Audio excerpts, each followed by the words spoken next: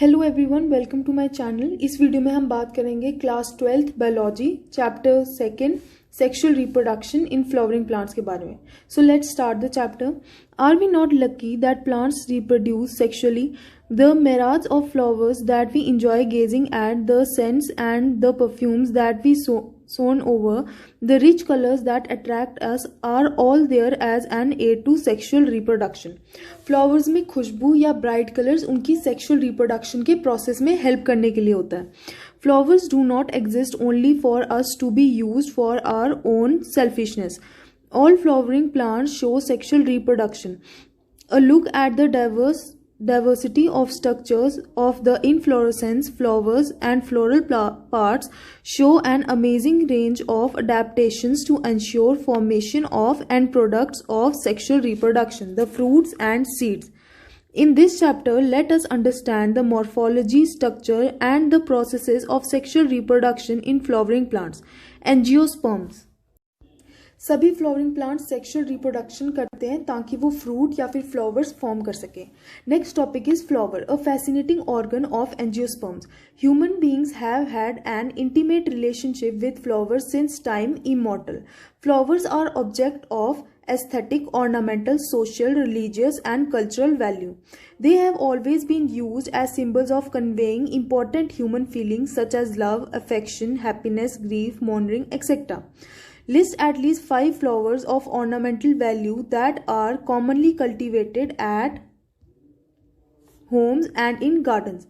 Find out the names of 5 more flowers that are used in social and cultural celebrations in your family. एक ऐसा flower है marigold.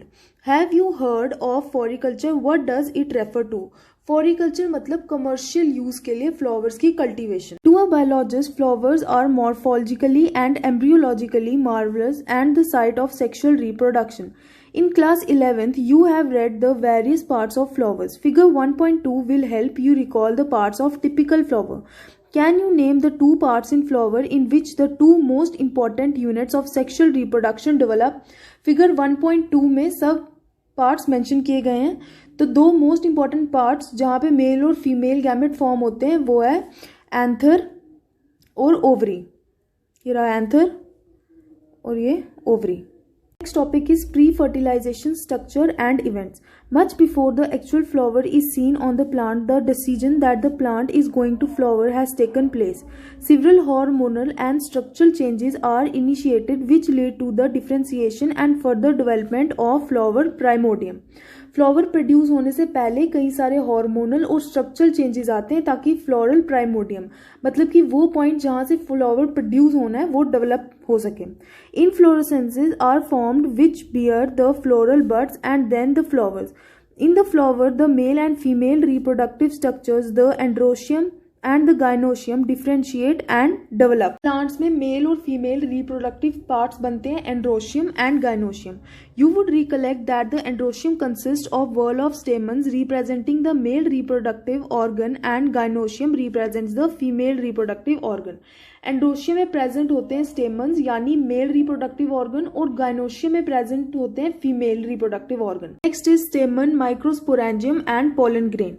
Figure 2.2a shows the 2 parts of a typical stamen, the long and cylinder stalk called the filament and the terminal generally bilobed structure called the anther.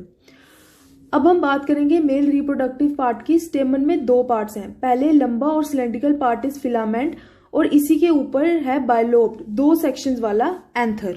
The proximal end of the filament is attached to the thalamus और the petal of the flower. Filament का दूसरा end thalamus या flower के petals के साथ जुड़ा हुआ होता है.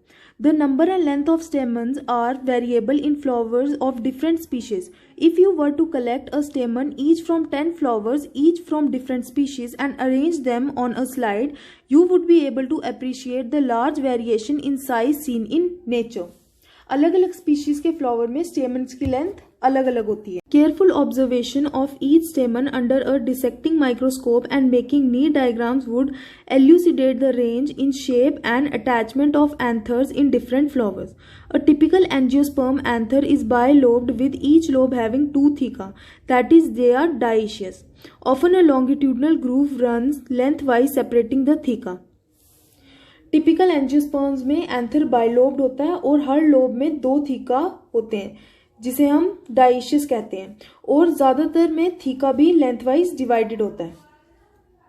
Let us understand the various type of tissue and their organization in transverse section of an anther. The bilobed nature of an anther is very distinct in the transverse section of the anther.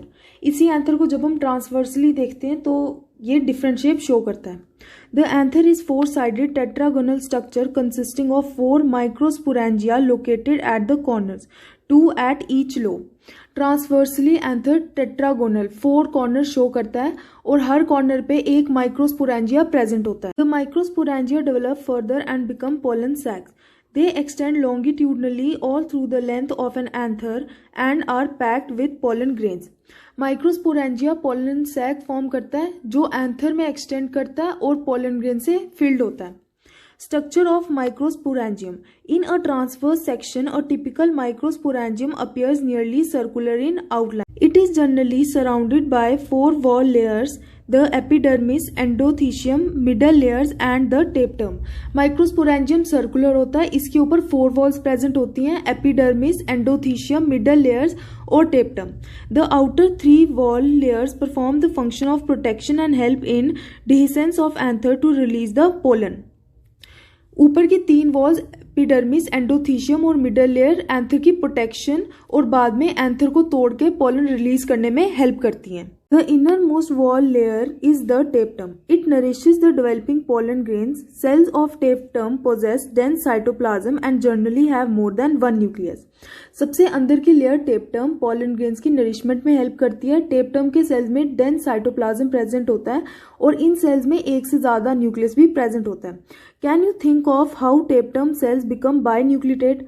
ऐसा इसलिए होता है क्योंकि nucleus तो divide करता है लेकिन sales divide नहीं करते हैं. When the anther is young, a group of compactly arranged homogeneous cells called the sporogenous tissue occupies the center of each microsporangium. Microsporogenesis. As the anther develops, the cell of sporogenous tissue undergo mitotic divisions to form microspore tetrad. Anther की development पे उसके अंदर के sales मतलब sporogenous tissue meiosis मतलब reductional division से microspore tetrad form करते हैं.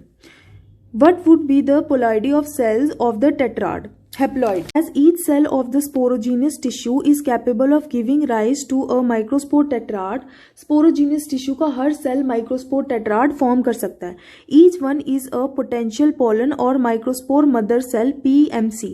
The process of formation of microspore from a pollen mother cell through meiosis is called microsporogenesis. Microspore से मियोसिस के through pollen mother cell form होने के process को microsporogenesis कहते हैं. The microspores as they are formed are arranged in a cluster of 4 cells. The microspore tetrad, as the anther mature and dehydrate, the microspores dissociate from each other and develop into pollen grain. Microspores form होने के बाद 4 sales group में arrange हो जाते हैं जिसे microspore tetrad कहते हैं. जब एंथर्स मैच्योर और डिहाइड्रेट मतलब कि सूख जाते हैं तो चारों माइक्रोस्पोर्स अलग अलग हो जाते हैं और पोलन ग्रेन्स फॉर्म होते हैं. Inside each microsporangium, several thousands of microspores or pollen grains are formed that are released with the dehiscence of anther. Her microsporangium में thousands of pollen grains form होते हैं. Pollen grain. The pollen grains represent the male gametophyte. Pollen grains हैं male gamete. If you touch the opened anthers of hibiscus or any other flower, you would find deposition of yellowish powdery pollen grains on your fingers. Sprinkle these grains on a drop of water taken from a glass slide and observe under a microscope. You will really be amazed at the variety of architecture, size, shapes, colors, designs seen on the pollen grains from different species. अलग अलग species के pollen grains की अलग shape और design होता है. Pollen grains are generally spherical measuring about 25 to 50 micrometres in diameter. Pollen grains generally गोल spherical ball की तरह होते हैं शेप में. It has a prominent 2 layered wall. 2 walls होती हैं पोलन ग्रेन के ऊपर. The hard outer layer called the exine is made up of sporopollenin which is one of the most resistant organic material known. It can withstand high temperature and strong acids and alkali. बाहर वाली layer है exine, ये बहुत ज़्यादा resistant, मतलब कि extreme temperatures को और एक्सट्रीम कंडीशंस को बेयर कर सकती है। No enzyme that degrade sporopollenin is so far known. ऐसा कोई एंजाइम अब तक नहीं पाया गया जो स्पोरोपोलिन को डिस्ट्रॉय कर सके। Pollen grain exine has prominent apertures called germ pores। अब एक्साइन के ऊपर कुछ गैप्स होते हैं जिन गैप्स को हम कहते हैं germ pores। When sporopollenin is absent, जहाँ पे स्पोरोपोलिन एब्सेंट होता है। Pollen grains are well preserved as fossils because of the presence of sporopollen। Pollen grains को फॉसिल्स की तरह भी स्टोर किया जा सकता है स्पोरोपोलिन की प्रेजेंस की वजह से। The exine exhibits a fascinating range of patterns and designs. अब एक्साइन जो है उसके ऊपर डिफरेंट पैटर्न और डिजाइन होते हैं। Why do you think the exine should be hard? Exine hard इसलिए होना चाहिए ताकि वो एक्सट्रीम कंडीशंस बेयर कर सके। What is the function of germ pore? Germ pore का क्या काम है? जब पोलन ट्यूब फॉर्म होती है स्टिग्मा के ऊपर तो जर्म पोर के थ्रू होती है। The inner wall of pollen grain is called the intine.